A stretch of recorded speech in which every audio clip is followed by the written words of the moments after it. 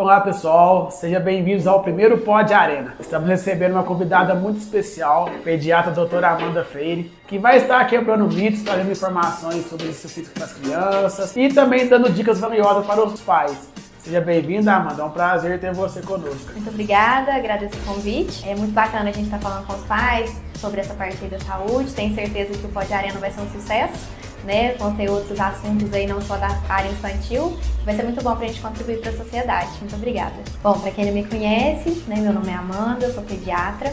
Eu me formei em medicina na Universidade Federal de Ouro Preto e logo em seguida eu já emendei na residência de pediatria no Hospital Materno Infantil Vila da Serra, lá em Belo Horizonte. Assim que eu acabei minha residência, eu voltei para Perdões, sempre foi um desejo mesmo estar aqui, né, voltar para minha cidade natal. E já faz quase 6 anos que eu estou aqui na cidade atendendo as minhas crianças, né? Então eu atendo no meu consultório e eu trabalho também na Santa Casa aqui de Perdões, atendendo as crianças internadas, né, participando dos partos e podendo contribuir aí, né, para a saúde, para o crescimento das crianças.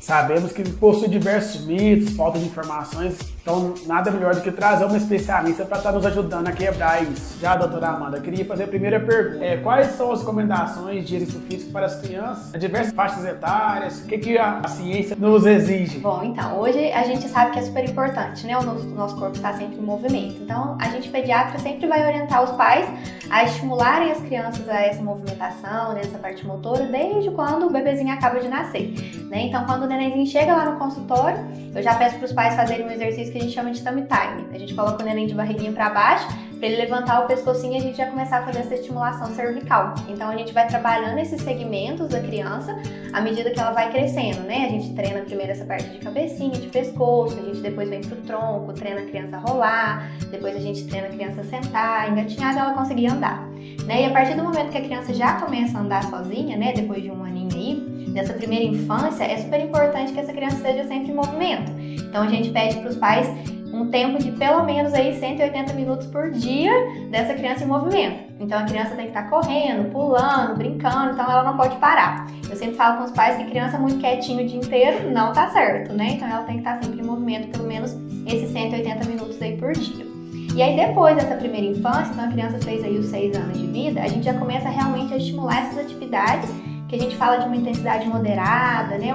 Uma intensidade aí mais ativa. Então a criança precisa fazer um esporte, uma atividade, né? Igual vocês fazem aqui no Arena, e pelo menos aí 60 minutos por dia de uma atividade com essa intensidade moderada a uma intensidade bem maior aí, né? E pelo menos 3 vezes na semana essa atividade tem que ser máxima essa intensidade dela, né? Então tem que ser uma atividade que vai estimular a musculatura dessa criança, né? Não só uma academia para um adolescente, por exemplo, mas igual vocês fazem aqui na Arena, a criança empurra a caixa, a criança pula, né? A criança vai desenvolver essa parte muscular e também a gente pensar nessa parte também de flexibilidade. Então esses pelo menos 3 dias na semana a criança também tem que trabalhar essa flexibilidade. Então é super importante todos os dias, essa criança maiorzinha até o adolescente, 60 minutos por dia a gente ter uma atividade com uma intensidade bem aí moderada, até ativa mais ainda, né? O máximo que a gente conseguir. E hoje em dia a gente vê que isso não acontece, né? Quando a gente lê os artigos aí, 80% dos adolescentes hoje não praticam esse tipo de atividade com essa intensidade pelo menos moderada que a gente fala. Então é importante os pais ficarem de olho mesmo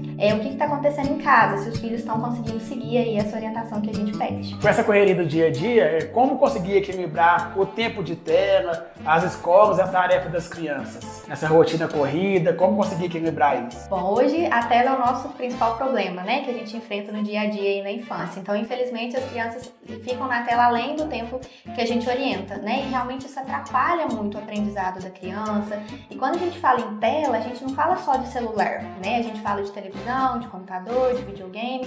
Então é importante que os pais criem essa rotina em casa e a gente consiga coordenar melhor esses horários aí da tela da criança, porque a tela ela tem uma luz azul, que a gente chama, e ela libera muito cortisol no cérebro. Então isso acaba deixando a criança muito agitada, isso atrapalha o sono, né? Então eu vejo demais isso no meu consultório, os pais queixarem que a criança está muito agitada, não está dormindo bem, quando você vai ver tá ficando 6 horas na tela, às vezes na madrugada fica ali na tela. Então é importante a gente reduzir esse tempo de tela e estabelecer uma rotina dentro de casa. E uma maneira boa pra gente conseguir fazer isso é a gente ter essa rotina mesmo. A criança convive bem com a rotina, né? Eu sempre brinco com os pais que às vezes falam assim, não sei como que a professora consegue coordenar 20 alunos na sala, né?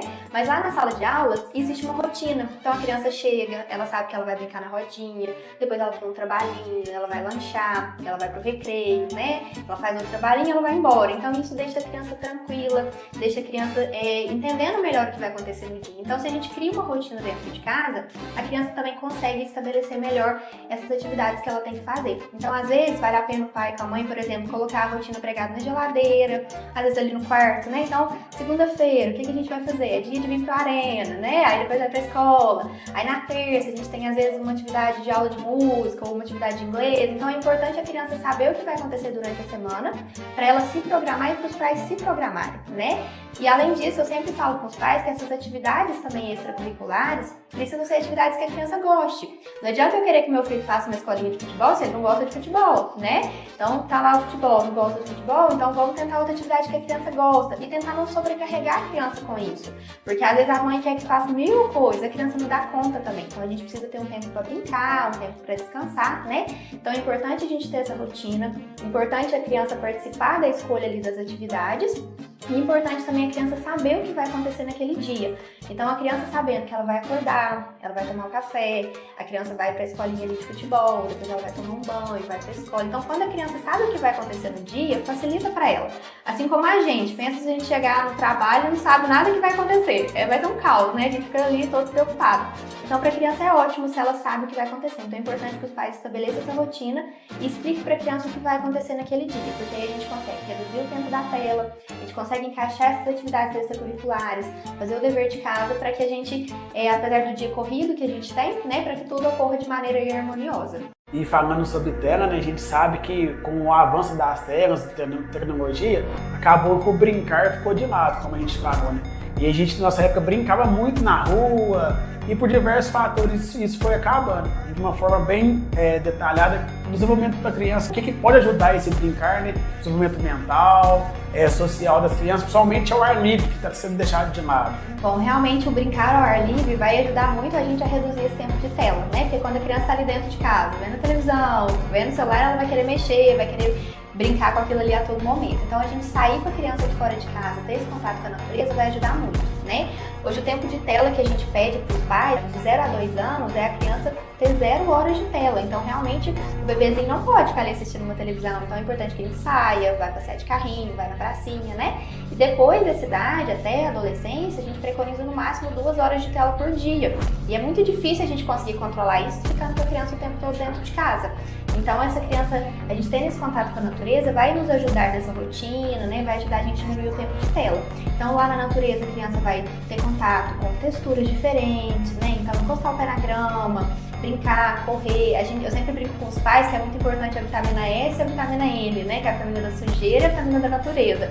Então isso ajuda muito também na imunidade da criança, né? Os artigos mostram pra gente que as crianças que não têm contato com sujeira, com a natureza, é uma criança que não tem um sistema imunológico tão desenvolvido assim, é uma criança que adoece muito mais. Então deixar a criança brincar descalço, correr na pracinha é importante. Além também da gente estimular muito essa parte de desenvolvimento de memória, né? A criança criar aquelas memórias afetivas que a gente criou. A criança vai aprender a desenvolver também a criatividade. Então, às vezes ela tá ali brincando na pracinha, ela vai pegar uma folhinha, vai fingir que é uma comida, vai fingir que o galinho ali da árvore é uma pazinha para mexer a comida, às vezes é um super-herói. Então, é importante a criança estar nesse ócio, né? A gente fala que o ócio é importante para a criança, para que ela desenvolva essa parte aí de raciocínio, essa parte de desenvolvimento mesmo de imaginação, né? Mental. Isso mesmo, de imaginação. Então, assim, hoje em dia a gente vê que a criança não tem muitas habilidades. Isso atrapalha a gente na vida adulta. Então, uma criança que consegue ter um desenvolvimento bom aí de criar a imaginação é uma criança que se desenvolve muito bem na vida adulta. E a natureza nos ajuda muito com isso. Então, tirar as crianças de casa é importante, mesmo que às vezes a gente não tenha um quintal, mas a cidade é toda arborizada, a gente tem muitas praças, então dá pra gente passar, que seja meia horinha ali na pracinha. Colocar na rotina, igual você mesmo disse, essa questão de, opa, hoje a brincadeira é em tal lugar, em tal praça. Isso mesmo, a gente colocar na rotina, que seja, não precisa ser todos os dias, mas pelo menos alguns dias, no final de semana, que a gente tem mais tempo, né? Isso é bem bacana mesmo. quais os papéis que você acha que a comunidade, a escola pode estar ajudando nesse trabalho com a criança, tentando evitar o sedentarismo e a obesidade das crianças? Bom, a gente enquanto adultos, né, nós somos os responsáveis pelo futuro dessas crianças, né? Eu sempre brinco com os pais que o que essas crianças vão se tornar é totalmente responsabilidade nossa, né? Enquanto comunidade, enquanto escola, enquanto profissional aí da saúde que a gente é. Então, hoje nas escolas a gente vê um papel muito bacana, né, que tem a atividade ali da educação física, que exerce com as crianças lá dentro, né, pra gente trabalhar isso. E infelizmente uma coisa que a gente vê muito é que o pessoal não leva isso tão a sério, né? Então eu vejo muitos pais às vezes falam, não precisa de educação física não. Mas a própria criança deixa pra lá. E é tão importante quanto a matemática, quanto o português, né? Lá a criança vai aprender a trabalhar em equipe, a criança vai aprender a seguir regras, né? Ela vai aprender a perder, vai aprender a ganhar. Então a gente vai desenvolver bastante essa parte aí de trabalho em equipe, né? Isso é muito bacana. E é importante que seja feito esse trabalho por um professor educador físico, né? Eu já vi às vezes o pessoal tentando tirar os educadores dessa área, isso não pode, né? E ele está preparado para poder conduzir essa criança. Então a gente precisa valorizar muito isso dentro da escola, porque é uma matéria importante assim como todas as outras, né? E aqui fora, na comunidade, a gente tem que tentar ter sempre essas atividades extracurriculares, igual vocês têm aqui no Arena, que é muito bacana, né? Então a criança, como eu falei, ela precisa de atividade todos os dias da semana, né? Pelo menos aí os 60 minutos das crianças maiores. Então aqui a gente consegue suprir o tempo que às vezes na escola não tem de educação física, porque não tem todos os dias, né? Então essas atividades extracurriculares são importantes. Então é importante a gente, enquanto comunidade, estimular, valorizar, né? E tornar isso para a criança um hábito, não uma obrigação, né? Mas um hábito saudável que ela vai seguir para toda a vida, até a gente envelhecer. E quais seriam as consequências do sedentarismo a longo prazo, desde a infância até a vida adulta da criança? Bom, o maior problema que a gente tem com relação a essa falta de atividade física, né, o sedentarismo, é a obesidade, né, a pandemia que nós estamos vivendo aí nesse momento. Então, infelizmente, hoje a gente está vendo crianças, né, e adolescentes muito obesos mesmo, por falta mesmo da atividade física. Como eu comentei, 80% dos adolescentes hoje não fazem a atividade física que eles precisariam estar fazendo, né? E com a obesidade a gente tem muitos fatores aí físicos, né, de saúde que são afetados. Então, uma criança que vai desenvolver uma doença como hipertensão, uma doença como diabetes, né, a criança pode ter problema aí de colesterol, a gente pode ter problema respiratório. Então, toda essa falta de atividade física, ela vai influenciar na vida adulta. Às vezes a gente não tem essa noção a curto tempo, né, mas a longo prazo é uma criança que vai se tornar realmente uma criança muito doente, um adulto muito doente. Então, é isso que a gente sempre bate na tecla, tanto com relação à alimentação, com relação à atividade física, para que a gente acostume a criança desde o início, desde novinha, para que ela possa crescer com aquilo sendo um hábito de vida e a gente não tenha problemas mesmo no futuro. Assim como a nossa geração se tornou uma geração muito doente pela alimentação incorreta que a gente teve, a gente não foi tão sedentário, né, porque a gente brincou muito na rua, a gente não tinha tanta tela, mas a gente ficou uma geração doente por comer muito errado, muito doce, muito refrigerante, salgadinho. E as crianças de hoje em dia, além de terem essa alimentação muito errada, é uma geração que está ficando muito sedentária. Então, eles não têm o hábito da atividade física. E isso vai se tornando mesmo uma pandemia, principalmente com relação aí à obesidade infantil. E que dica que você daria, Amanda, para os pais, né, estarem motivando a seu filho a exercitar e aqueles filhos que também criam resistência? Eu não quero ir. Qual a dica que você daria para os pais? Bom, a dica principal é a gente ser o exemplo, né? Eu acho que não tem como a gente estimular uma criança a praticar uma atividade física se a gente não praticar, se a gente não for exemplo dentro de casa, né?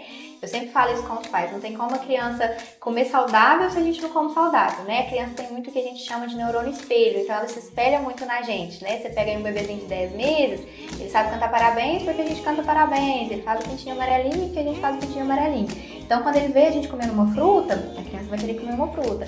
Mas eu tenho muita queixa disso no meu consultório, que os pais falam, doutora Amanda, a criança não come nada. Você vai ver o pai e a mãe só come arroz com ovo. Então, não tem como, né? A criança comer saudável se ela não tem esse exemplo. Assim como a atividade física. Não adianta eu querer que meu filho faça atividade física se ele nunca me viu caminhando, ele nunca me viu na academia, ele nunca me viu fazendo esporte, né?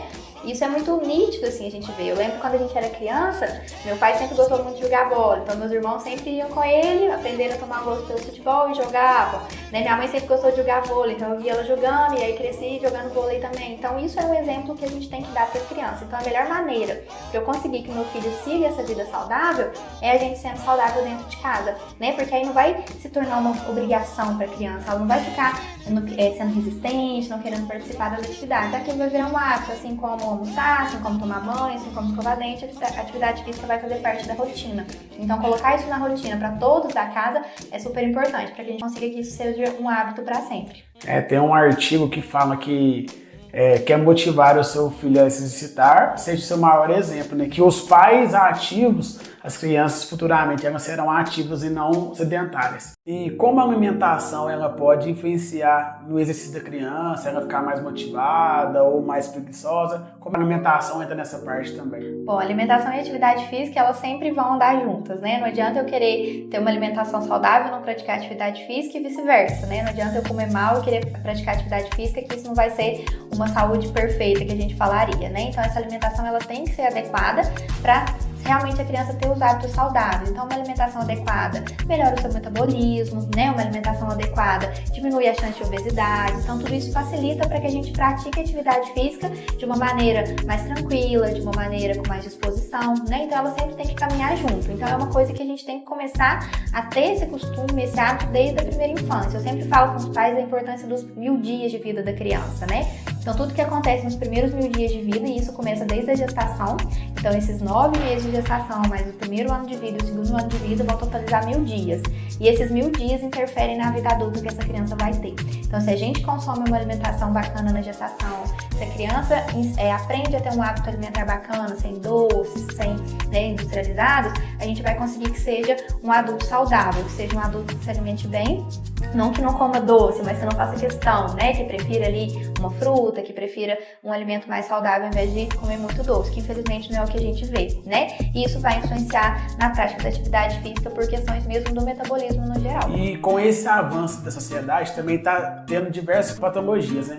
As deficiências físicas e também o TDAH, o TEA. O que fazer, diria para os pais que têm esses filhos com essa deficiência, o que eles podem fazer para ter um diagnóstico precoce e também inserimos na atividade física? Nós sabemos que também que não tem tanta, às vezes, acessibilidade ou dificuldade também de atividades para eles. Qual conselho você daria para os pais para estar não postergando o crescimento e desenvolvimento do seu filho, mas sim ajudando esse desenvolvimento dele? Bom, muito bacana essa pergunta, né? Acho que é muito importante mesmo a gente falar sobre esses pacientes, né? Porque hoje em dia a gente vê um estigma muito criado, né, em cima deles. Então esse diagnóstico precoce, ele é super importante. A gente sabe que o cérebro da criança, ele sofre neuroplasticidade, que a gente chama. Então, se algum neurônio não consegue fazer alguma determinada função, os neurônios que estão em volta, eles criam braços para conseguir fazer aquela função que aquele neurônio não está conseguindo. Então, quanto antes eu estimulo essa criança, melhor essa criança desenvolve em todos os aspectos, né? Neurológico, motor, psíquico. Então, é importante que esse diagnóstico precoce seja feito, né? É importante que os pais observem em casa se tem alguma alteração que eles acham necessário que o médico avalie, né? Manter o acompanhamento sempre ali com o pediatra para que a gente possa observar alguma alteração nas consultas, que a gente às vezes necessite encaminhar para o neurologista, para algum especialista na área, e aí esse diagnóstico sendo estabelecido, a gente já começa rapidamente a fazer esses estímulos dessa criança, na terapia ocupacional, na fisioterapia, com o fonoaudiólogo, né? A gente pode ir para a hidroterapia, ecoterapia, e até as atividades, igual vocês fazem aqui no Arena, né? A gente vai direcionando ali para cada criança. Então esse diagnóstico precoce é super importante para que a gente possa estimular e promover essa neuroplasticidade aí da melhor maneira. É muito nítido mesmo a diferença de uma criança que é estimulada para uma criança que não é. Eu vejo isso muito no meu consultório. Então eu tenho pacientes com ótimos resultados, com ótimo desenvolvimento, quando já tem esse estímulo precoce. E como eu disse também, né, que acaba que esse diagnóstico precoce e essa parceria com os extracurriculares, com escola, com ambientes que estimulam isso físico, vai favorecer o desenvolvimento da criança. Muitas das vezes os pais não falam pra gente. Quando fala, nosso professor já prepara uma aula diferenciada. E assim, se a gente pudesse gravar, é notório, é satisfatório o desenvolvimento dessas crianças quando elas são estimuladas cognitivo, né, fisicamente, que é fantástico. Então a gente tem alguns alunos que tem, alguns até os pais não falaram que tinha, mas assim, é fantástico o tanto que pode desenvolver, o tanto que evolui essas crianças e o tanto que são inteligentes, né?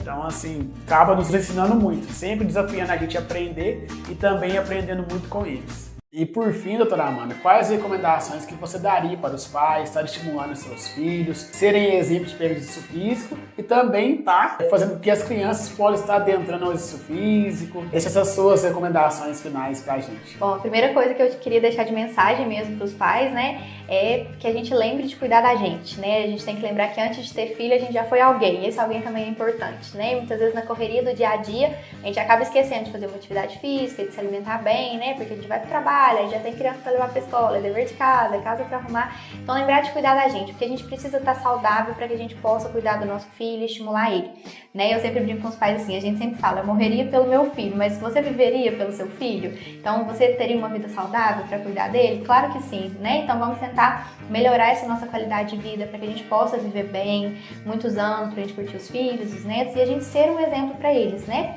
Estimular sempre, mesmo que a rotina esteja corrida, a gente encaixar ali, que seja às vezes meia hora que você tá voltando da escola do seu filho, coloca uma roupa de ginástica e volta correndo, né? Você já praticou uma atividade, na hora que você for buscar faz a mesma coisa. E final de semana, vamos levar pra pracinha, vamos andar de bicicleta. Então tentar fazer essa atividade em família para criança é muito importante, né? Tentar estimular essa parte aí de saúde, não só pra gente, mas pros nossos filhos, pra quem está ali ao nosso redor. Porque a saúde é tudo na nossa vida, e sem saúde a gente não faz nada, né? Então eu acho que isso que vocês estão fazendo aqui é muito bacana, promovendo saúde, promovendo informação. Então que a gente possa continuar sempre estimulando a saúde para todos, não só pra gente, mas para todo mundo. E a gente tem um exemplo nato aqui, que em alguns horários as crianças podem fazer, as mães, né, podem fazer com os filhos. E é bem bacana que no começo fica, minha mãe, doidinho pra ir lá na mãe. Mas é notório quando a criança vê a mãe ali fazendo, né? Além de ser mais estimulante, ela nessa correria do dia a dia, ela tem esse momento com o filho também. Então, assim, a gente tem alguns exemplos bem legais sobre essa questão de juntar essa correria, trazendo a criança para fazer atividade junto com as mães e com os pais. Eu queria agradecer a doutora Amanda, né, por essa parceria e como eu disse para ela em off, que o propósito disso tudo, muito mais do que trazer clientes, é educar mesmo e quebrar diversos mitos, diversas informações que a gente sabe com esse avanço tecnológico que nos trazem, né? E assim, o propósito foi muito bacana, muito legal. Tenho certeza que vai ajudar muitos pais, como ajudou nós aqui, foi uma aula e tanto. Então, doutora Amanda, muito obrigado, viu? Que possa alcançar cada vez mais pessoas, quebrando esses mitos e trazendo diversas saúde, qualidade de vida para todas as pessoas. Bom, eu que agradeço, né, o carinho, o convite, foi muito bacana o nosso bate-papo aqui, né? Eu acho que falar de saúde nunca é demais, né? E eu tenho certeza que o Pod Arena vai ser um sucesso, né? Vai enriquecer muito aí para a população como um todo, né? Não só para as crianças, igual a gente falou hoje, mas vai ser muito bacana, né? Conte sempre comigo, estou sempre à disposição, né? Muito obrigada, sucesso para vocês. Para tornar esse episódio mais interativo e eficaz, compartilhe para mais pessoas. Vamos fazer uma sociedade mais ativa e mais saudável. E para o próximo episódio, não deixe de participar e mande suas perguntas na caixinha de perguntas.